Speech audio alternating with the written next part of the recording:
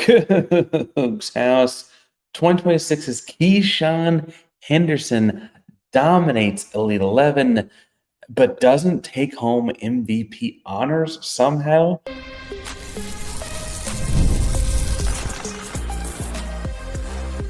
You are Locked On Cougs, your daily podcast on the Houston Cougars, part of the Locked On Podcast Network, your team every day.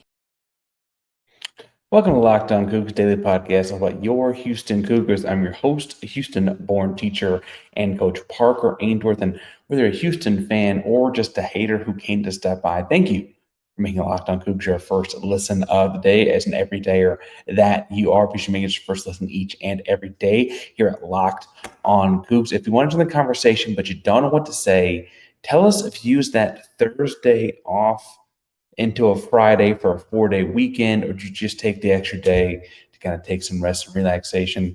Today's show is brought to you by FanDuel, America's #1 sports book. We'll get more on that fun later. Today's show is going to be talking about Keisean Henderson and bringing in a great representation of the Houston Cougars at the Elite 11. Also want to talk about the 2026s visiting this weekend in the second segment. And if you are a longtime listener, you know I love the basketball tournaments.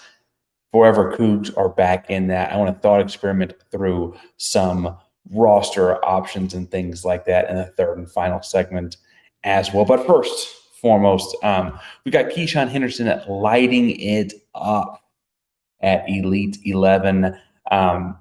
Really, I mean, video, the clips, everything, it's all stupendous work.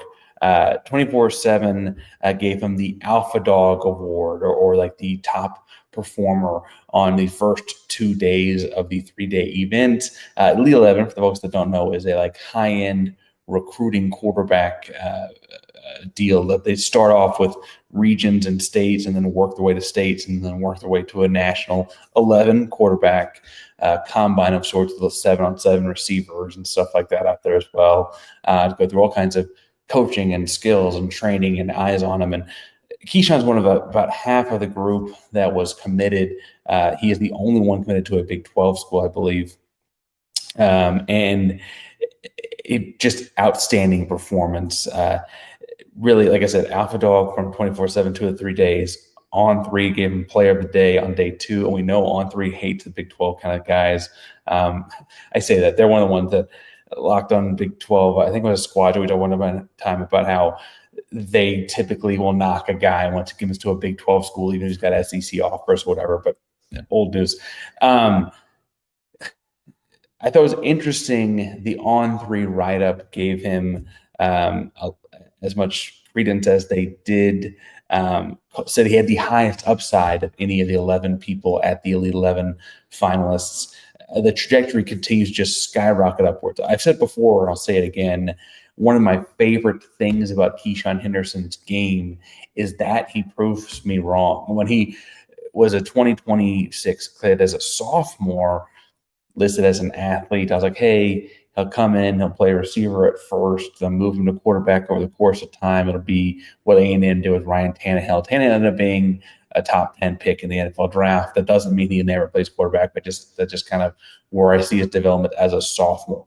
The leap the kid made from sophomore to junior, like way more than 1 year worth of leap between those two things. Guy looks like a finished college quarterback product. Right. Then you get to the Army All-American game. He's MVP of that, right, last winter. He said in an interview, a bunch of media circles around these Elite 11 things, that after that Army All-American game, he had over 20 schools reach out to him. He said the night of the game's an afternoon game, the night of the game, he had people calling him up to like 2 a.m. Like people just wanted to get him and say, hey, you can come play quarterback, but Willie Fritz. So at first, Willie Fritz got him to commit early as a quarterback, and that loyalty has stuck through. Love hearing that over and over and over again. In a different interview, I thought it was interesting, he pointed out that Slade Nagel actually also saw some of the same kind of things and had offered him as a quarterback at Tulane. So that merging of all the things coming together is important, I think, too. And I want to talk more about his interview circuit in a second. But this guy, I mean, He completed more than 50% of his passes each day. Final day, threw for 3 touchdowns and 0 interceptions and 7-on-7. 24/7 said his deep ball, he had a deep corner route on the second day, was the best throw of the day. Really, really tremendous performance, and did not get MVP honors, right? That went to Dia Bell, who is a UT Austin commit. Dia Bell is son of Raja Bell, who NBA champion. He played with Phoenix and Golden State, and he's got a show with Ringer. I don't mean to say this with the Ringer. I don't mean to say this is like a like media darling favorite or UT Austin favorite, but it is odd that the Keisean experience was what it was, and it gave it to and D Bell's a very good quarterback. I'm not one to dismay. All 11 quarterbacks there are really good. You could argue because the way that it works out that the 11 best quarterbacks in America, right? It just felt like, if you're going to be the best person on 2 of the 3 days there, you're going to be a top 3 contender in each of all those different categories. It felt like Keisean was working toward. It felt like they just weren't going to hand it to the kid that committed to little old Houston all of a sudden, right? And that Dia Bell going to UT Austin adds a layer to that. Dia Bell having a somewhat celebrity status father adds a layer to that, and all those things. He's also really good, right? So I don't want to say that that's not deserved. And frankly, I believe he was number 2 on both of the lists that Keisean was number 1 on. So I totally don't mean to dismiss that entirely, but I do think it's odd to see this happen, right? Great experience for Keisean, great exposure from the University of Houston. He flashed Go Cougs wherever he went. He talked about on the media circuit the loyalty, the building, the momentum, Willie Fritz's cultural impact, all those kinds of things. When asked directly about who he'd been talking to a lot about coming to Houston, he basically said he kind of stuck to a short list of specific names, but he did mention Jaden Warren, receiver out of Iowa Colony.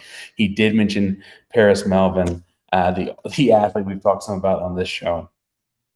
He said a lot of his guys on his OV, his official visit, were guys that you'd expect to. He was fairly close with and expects to see coming to Houston. And so we'll see how that goes. Obviously, some of the people he mentioned earlier in the week in the first or second day of the 3-day process have since committed elsewhere. Doesn't mean they're signed elsewhere, but does mean that some of that was he's still talking them up, still talking them through things as a recruiter that Keisean's functionally working as. I thought it was interesting though, the nugget he said that one of the biggest, in the same interview circuit, one of the biggest jumps he had was in that summer between his sophomore and junior season playing 7-on-7, when he decided to go to exclusively a quarterback, no longer playing safety, which people have projected him as a first-round NFL draft pick at, no longer playing wide receiver, which people have projected him as a first-round NFL draft pick at. He moved exclusively to quarterback in 7-on-7 between his sophomore and junior seasons. And the quote was, "I realized no one was going to play me at a position they hadn't seen me at." And I thought that was a really well put way to look at he can't just be this hypothetical, and we know the SEC likes hypotheticals. He can't just be this hypothetical quarterback, right? It's got to be something he's actually done in person and shown people he can do. He took a whole different kind of command, and that shift in mindset and that focus, I think, really helps shape the growth we've seen out of Keisean as the top offense recruit in the history of the school. Right. And we'll continue to follow 2026s. I want to talk to some about who's coming in this weekend in the 2026 class, which includes, honestly, having to, without beating around the bush, flip some guys. And we'll see if Houston can do that in a second. Before we get to any of that, I do want to remind you guys that today's show is brought to you by everybody's over at FanDuel. And if you're not watching the NBA Finals, it's utter chaos every night. Big time swings, crazy performances, highlights, poster dunks, big time blocks, physical play. It's awesome. And FanDuel is the best place to get in on that action, whether it's game winners or anything like that. FanDuel makes it super easy to stay in the game before tip-off and live. Player props, performance trends, same-game parlays, all of it. Fans have more ways than ever before to play smart and win big. Now, I personally have picked against the Pacers a lot of times. I've been wrong a lot of times. Maybe you want to fade Ainsworth, whatever you want to do. You get $200 back in bonus bets if your first $5 bet hits. So if you're new to FanDuel, it's the perfect time to sign up. Head to FanDuel.com and place your first $5 bet. If it wins, you get $200 back in bonus bets. Make every moment more with FanDuel, an official sports betting partner of the NBA. Parker Andrews Locked On Cougs here. Not to sit on FanDuel, I will say, I think subconsciously part of my picking against Indiana over and over again is like they should play Jarrett Smith. But anyway, this weekend, 2026 Houston Cougars coming through. I should point out this week, Davian Gross visited Houston. Sounds like he's still got Oklahoma and Florida in the top 3 or 4 with Houston in the mix somewhere in there, but was really high on Houston when he left campus.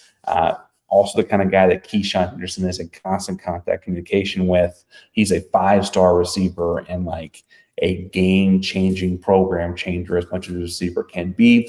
Highs there. We mentioned the guys that were in on Keisean's weekend in his segment. This weekend, there are more notable names than I can go through entirely, but I did want to point out some that are coming through, including I've got 2 guesses as to who the Florida kid we heard from, if you're following on social media or the other day. If you're not on social media, the staff tweets out GIFs or memes or whatever when they get good news on a recruit, right? Sometimes they'll also give you little hints in the hashtags because they're not officially allowed to say kids' names until they sign the dotted line, right? The other day, there was a Go Cougs excited meme or excited GIF. And one of the hashtags was Florida. A lot of people started jumping to what's happening. One of those guys could be the guy visiting this weekend, Freddie Wilson, who is from Daytona Beach. He's defensive lineman, 6'3", 265, and like a power lifter, like squatting over 5 bills power lifter, right? He's also got some bend to him, also a good job rushing the passer, but that initial punch, that strength, that stuff he's really good at, right? He's a 4-star on some sites, a 3-star on the other. People kind of assume he's going to Miami, but he is from Florida and he is visiting this weekend. Connie Watts is another guy from Florida originally. He's 6'2". He's a 3-star safety. I think I saw one tweet calling him a 4-star, but I can't find that anywhere. He just got offered from Houston on June 11th. He's also from Iowa Colony, just like Jaden Warren is. And we know that Houston's feeling pretty good about Jaden. We'll see how that goes on July 13th. But they just offered Connie Watts on June 11th. Really twitchy DB, especially for a 6'2" guy. And he's originally from Fort Myers. His family moved. He's now in Iowa Colony, but he's originally from Fort Myers. And I wonder if there's some of that Florida connection there as far as what that hashtag might have been all about. Other guys that they're working on this weekend, Ashton ROWDEN, a running back from New Boston, Texas. I always want to say New Boston, Arkansas, because it feels like it's in Arkansas, but it's in Texas. A 6 foot, 190-pound running back. Again, another one of these guys that's like a 3-star on some sites, a 4-star on others. He hasn't officially declared his top 3, but it feels like his top 3 are Houston, TCU, and Texas Tech. Really, really good running back, a great zone cutback guy. So like press the hole and cut and had good vision to cut backside. It's a really long highlight clip of him doing that. Like he does that a lot. And so if you're thinking about Slade Nagel and pressing front side gap before you find things and the way the offense, assuming it's like he did at Tulane, would work. I think it's worth pointing out, right, that he'd be a good fit. Other guy that they're looking at this weekend that is not currently committed, but I think you got to think you're okay about. Japri Wafer is a 6 foot, 210-pound linebacker from Allen. He's got 10 offers, 11 offers, but his only 2 Power 4 offers are Houston and North Carolina. I don't really get it. I watched the video. I think he can play. Obviously, Bill Belichick does too, right? But those are only 2 Power 4 offers. So you're kind of thinking, okay, he's from Allen, which is in DFW Metroplex. One of the two is Houston, in the city of Houston. You got to think that that's a lot closer to home, obviously, than Chapel Hill. I think that there's some good things there, but we'll see how the weekend goes for him. Another running back is Monty Martin, 6 foot, 190 pounds, Port Arthur Memorial. He's a 3-star kid. He's got Houston in his top 5. I could see him, if he gets the nod and things work out, I could see him committing to Houston pretty soon. So we'll see how that one goes. Guys that are trying to flip that are here this weekend, I think is important to keep an eye on. Interesting to me, so I mentioned that Ashton ROWDEN has Tech in his top 3 with Houston and TCU. A guy that visited Tech the same weekend as him is Gerald Mays, a 6'2", 280-pound interior offensive lineman. None of these guys can – a lot of places with 3 stars, some places with 4 stars was in that line. They both visited, Gerald Mays and Ashton ROWDEN, Texas Tech together. But Gerald Mays is from Pflugerville Weiss, and he is close with or tight with, through working out at the same facilities, Troy Pless from Clean Shoemaker, who is a 6'6" offensive line commit to Houston in the same class. I wonder if they're trying to work an angle here. Having Mays and ROWDEN visit the same weekend feels intentional because they visited Tech on the same weekend as well. Can you flip him and maybe bring them both in and be, hey, man, your buddy Troy's coming too. Like, this is a big thing. You can block for him here with Troy. Like, all those kind of things, right, work out at the sales pitches. Obviously, there's more than one aspect to every kid's sales pitch, and there's no, like, homogeneic way to look at this where everyone's got the same thing.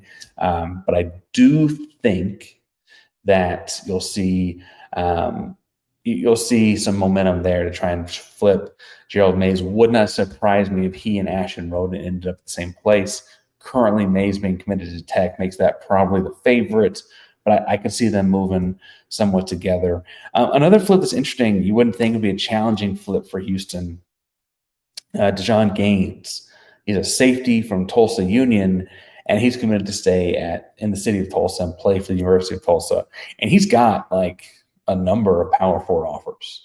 It sounds like a big thing for him is staying at home, playing at Tulsa, and that this guy's a track star as a safety, 47-second 4-meter dash, good footwork, good explosion, good tackler as a DB. I wonder if Houston can make a play on him and some of the other special teams roles. Gaines also is a receiver at Tulsa Union. He plays both ways. He also returns kicks. He's a really good athlete, right? Good hands and all that too. I guess you're looking at what your DBs look like. I wonder if there's a way to turn him into a Cougar by pitching some of the special teams aspects of what Houston does and all of that. And also just like that they value him there. And Tulsa is not so far away from Houston or anything like that, obviously, right? Isaiah McMillan, a DB from KD, I could also see committing early next week if he enjoys his time this weekend. Houston's one of his bigger offers on his sheet. I also think, though, the kid can play is from KD. You always want to get the best kids in your area, and that's important too, right?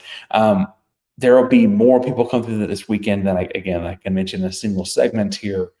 But I do think it's interesting to see as this is piecing together. I mean, people got really upset because the Scott kid committed to TCU this week. And like, I thought we had that kid. I thought we had, like, at some point, there should be some self-selection in this where if, like, Houston's going to say, okay, we feel really good about Paris Melvin. We feel really good about Jaden Warren.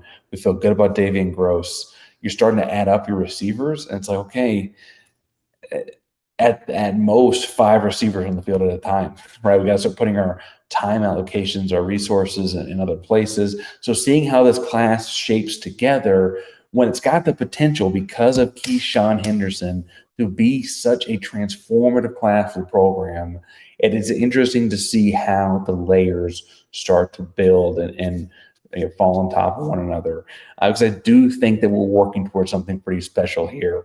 And I think by about mid-July, late July, you're looking at holy crap, what did the Houston Cougars just do? And so we'll be following that here each and every at Locked On Cougs, I do want to talk more about building something else, the Forever Cougs roster, here in a second. But first,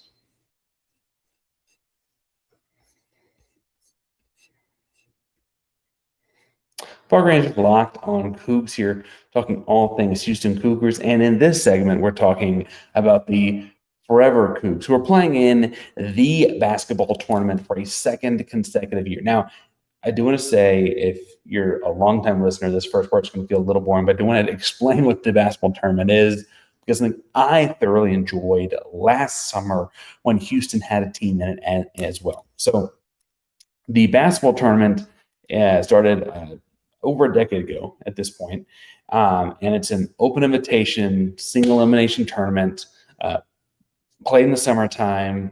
It's stateside. There's a bunch of locations across the country. And basically, every team is playing for $1 million. And so what you see teams do is there'll be charity teams like Standing Up to Cancer, or there'll be alumni teams like a Houston alumni team, the Forever Cougs, and they'll be playing like an Ohio State alumni team, a Syracuse alumni team, a state of Kansas alumni team, or something, right? Those kinds of things, right? And they play each other in mostly a college rule book basketball game, a couple tweaks here and there of international rules, but the most dramatic shift in how the games are played are the elim ending.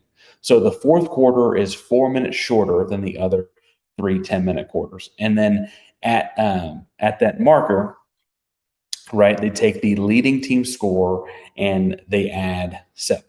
And then they just play to a target score.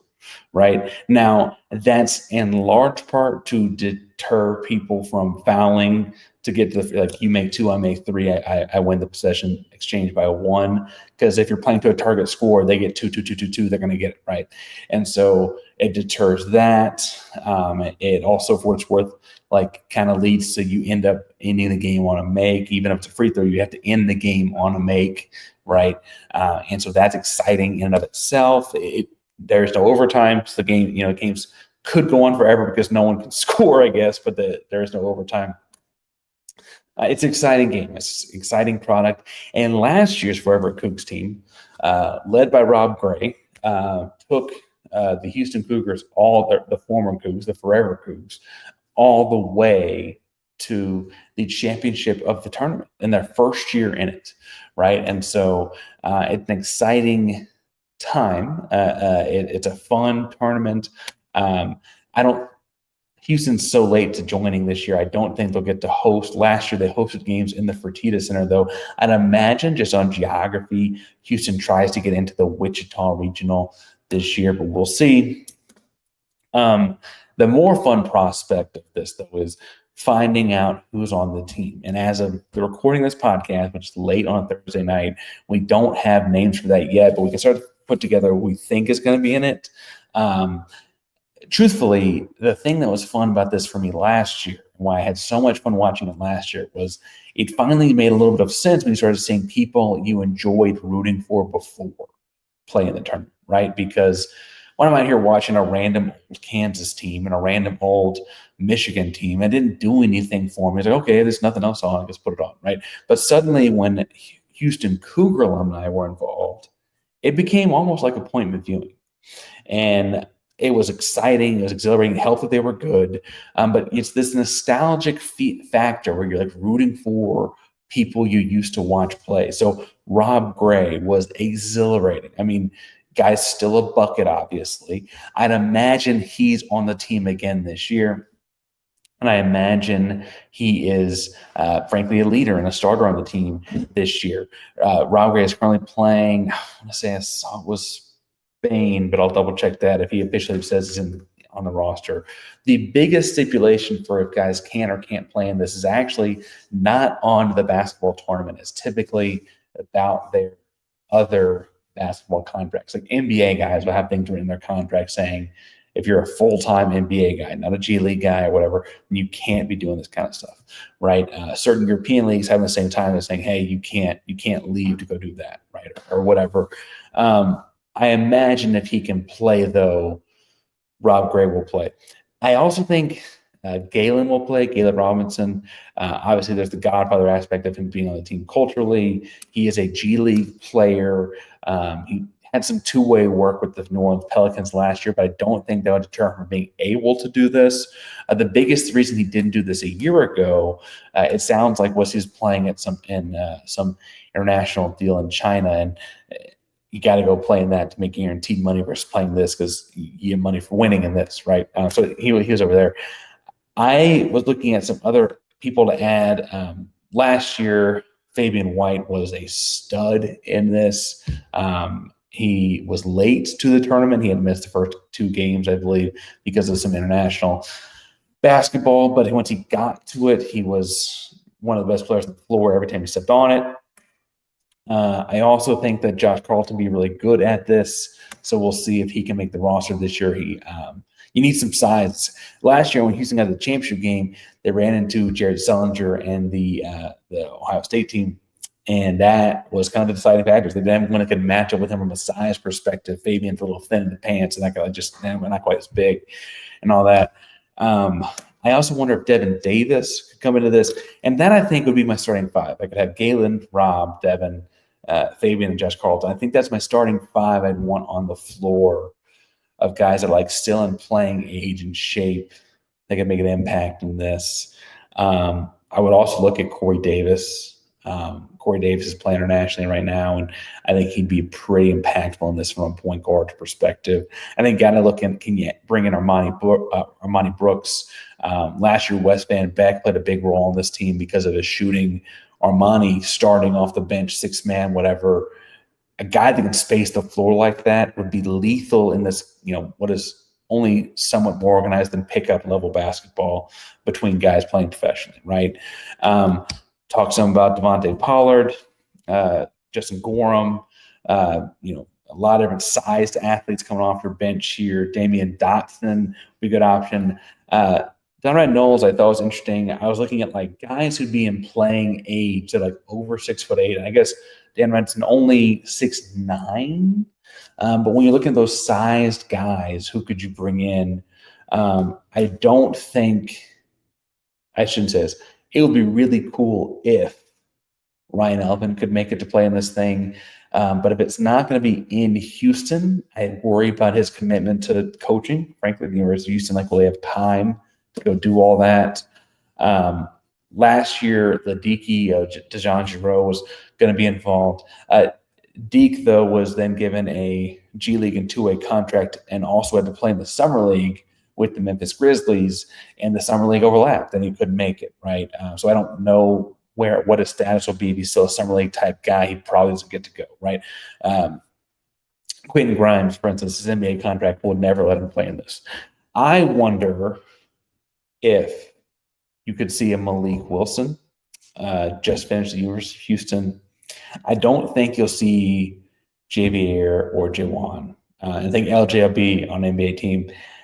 Javier and Jawan, I think, will be trying to get into their pro contracts and stuff like that. And I don't think they'll have time to be, I got to go play in this thing, right? They got to be ready to get on the plane and go wherever that happens, right? So I don't think they'll be involved in this necessarily. Last year, they coached by Coach Pay, who is a Houston alum and coaches high-level AAU and high school basketball in the Houston area. I think he'll probably get the nod again. Did a great job. For what it's worth, a great job, I thought, last year. So I imagine he gets the job again. Ron Barnes was involved. You'll see other guys involved. Frankly, you could also see some of those older guys, not that Galen's old, but as a godfather type role, maybe serve something else. The deal is the more people you add to this roster, the more people you're splitting the million with at the end of the whole thing, right? So I imagine you're seeing a roster of about 8 or 9 players and a coach and a GM, and they call that good. But we shall see. As people get announced on it, we'll be talking about it here at Locked On Cougs. So hit subscribe, hit the bell so you know we're live. Thank you again for making this your first listen of the day. For a second listen, go to Locked On Big 12 for all things happening in the Big 12 Conference. Locked On Cougs, primarily Locked On Podcast. Now, your team every day. Go Cougs.